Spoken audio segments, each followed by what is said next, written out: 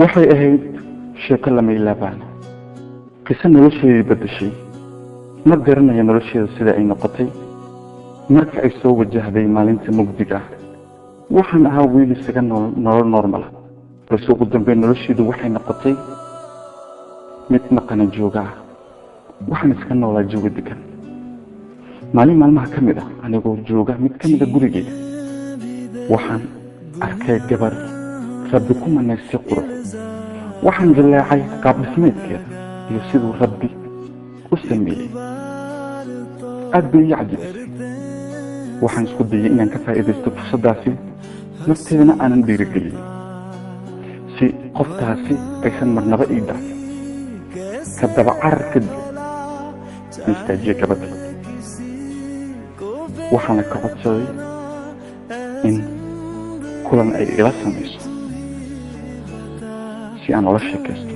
wax weyn aan uga barto ugu dambeynse way iga ogolaatay maalintii labaad ee ballanta waxay noqotay qof oofiya ballanta ugu dambeynna waa ay ii timaaday iyadoo ka qurux badan maalintii hore salaan kadib sheeko yar oo kabtan ah qosol yar oo aad u qurux badan kadib dhiirigelin aan isdhiirigeliyey waxaan soo bandhigtay xiriirkeeda waxaan si jilbaheyga dhigay dhulka anigoo gacanteeda qabanaya waxaan si ka codsaday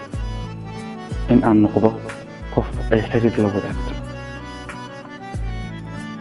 nasiib wanaag iyadu waxay la noqotay fajac iyo amakaag waynse iga aqbashay in aan xiriir la sameeyo taasi waxay noqotay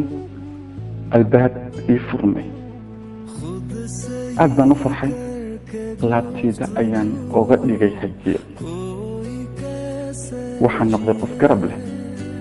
noloshuna waxay ii noqotay mid aad igu macanaata waxaan galay jawi jacayl waxaan sadadamiyey macaanida ay leedahay jacaylka kaftankeenu iyo sheekadeennu wuxuu noqday mid sii ballaacda qosolku muusan ahayn mid istaaga sheeko waliba aan ka sheekaysano ma ahayn kuwa kale xiisada meelo aad u qurux badan ayaan ku kulmayna jawigu waa uu noo macaanaa kulamadeennuna joogto ayay ahayd maalin walbana waxaan ahayn kuwa isku sii dhowaada macaanida iyo naxariista jacaylkana dareema balse ma ogeyn daahan guduudan in ay ka dambayso maalin madow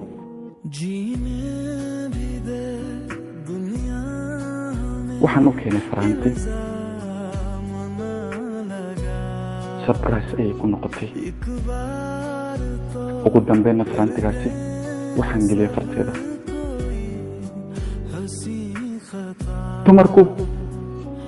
waa wajiyo badan yahay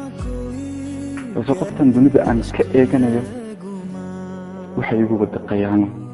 oo qof kale ayay la socotay anigana iyada waxay ii ahayd indhahayga maalin maalmaha ka mida waxaa ii imaaday qof anigi iyada isku ken yaqiinay wuxuuna ii sheegay in meel halkana ay wada joogaan qoftii ifka aan ka fiirsanayay iyo qof kale orod kadib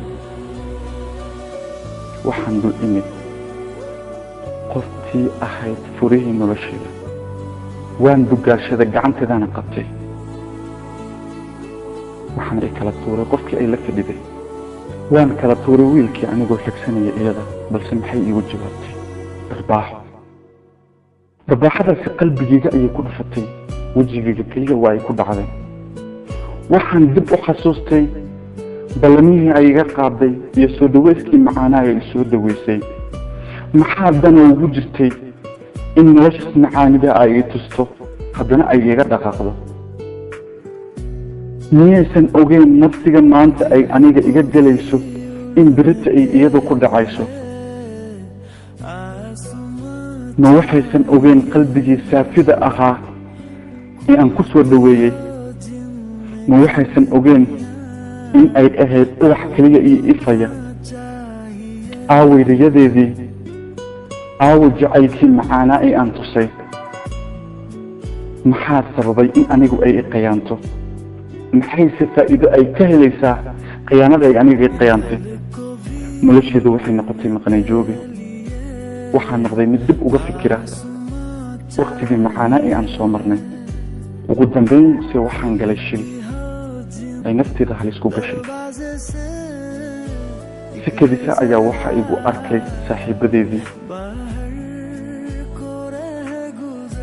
waa ay qaadeen halkii ay iga geen lahaayeen isbitaal waxay i horgeeyeen qoftii adduunka aan ugu jeclaa ee iyada darteed nafteeda u sulcaysa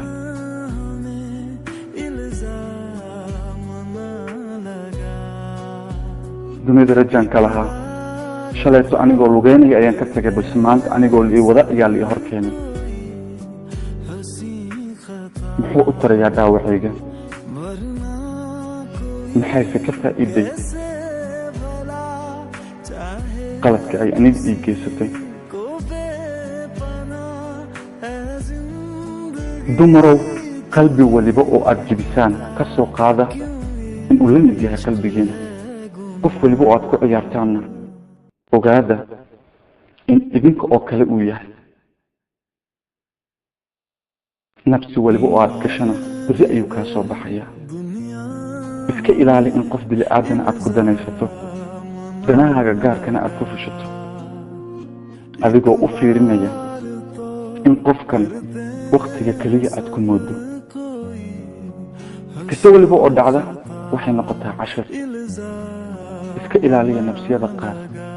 ee aad galaysaan waxaad ku dhigantiin noocnada ahayd gabar kunbay shirisaa koobay kala baxdaa bal taasi waxay kuu horseedaysaa hoggii aad beri ku dhici lahayd kaarshe ayaa idiin soo jeedinayay ha iloobin in beejkan like aad saarto youtube-kana subscribe aad dhahdo fikirkaagu waa muhiim inoo dhaaf